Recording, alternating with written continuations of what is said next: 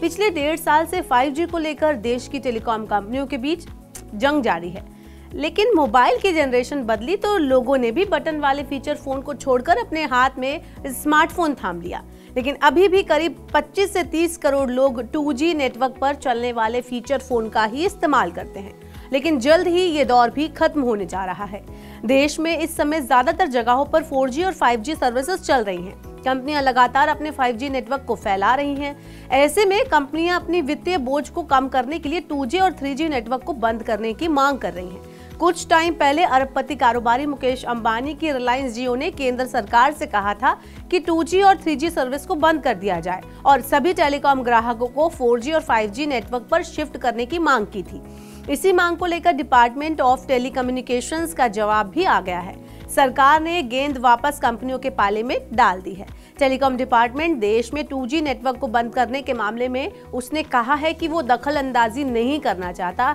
ये एक कमर्शियल फैसला है जिसे टेलीकॉम ऑपरेटर्स को लेना है। टेलीकॉम कंपनियां ये तय करने के लिए आजाद है कि उनके लिए सबसे अच्छा क्या है। इसके साथ ही सरकार ने रिलायंस जियो की मांग को अस्वीकार कर दिया है।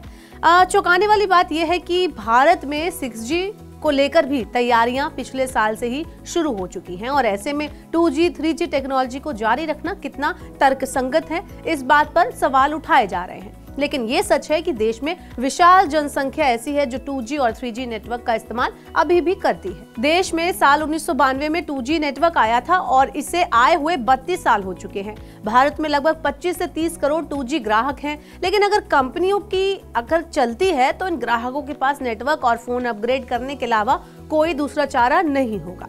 आइए अब आपको बताते हैं कि देश में कौन सा नेटवर्क कब आया था।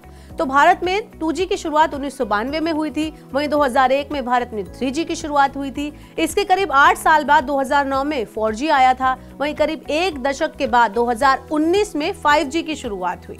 अब जान लेते हैं कि 2G का बाजार कितना बड़ा है। तो टेलीकॉम इंडस्ट्री के आंकड़े बताते हैं कि एक साल में लगभग 5 करोड़ 2G फोन बेचे जाते हैं। देश में अभी भी 25 करोड़ से ज्यादा 2G यूजर्स हैं। ऐसे में कंपनी तुरंत इतना बड़ा फैसला नहीं ले सकती। कम से कम अगले 2 से 3 सालों तक भारत में 2G नेटवर्क चल सकता है। अब जरा जान लेते हैं कि जियो इसकी मांग आखिर कर क्यों रहा है। तो दरअसल जियो की शुरुआत ही 4G के साथ हुई थी। ऐसे में उसके पास 2G ग्राहक बहुत कम है। लेकिन वोडाफोन और एयरटेल जैसी कंपनियां 2G के दौर से चली आ रही हैं। इसका एक बड़ा बेस 2G, 3G ग्राहकों का है। वोडाफोन और BSNL अभी भी 3G और 4G नेटवर्क पर है। इसके पास 5G स्पेक्ट्रम नहीं है। ऐसे में अब देखना होगा कि टेलीकॉम कंपनियां आगे चलकर क्या फैसला लेती हैं। लेकिन कंपनियों के रुख से साफ पता चलता है कि 2G की दौड़ अब जल्द ही धीमी होने वाली है। ऐसे ही और वीडियोस के लिए देखते रहिए Money9 और डाउनलोड कर लीजिए Money9 का सुपर ऐप।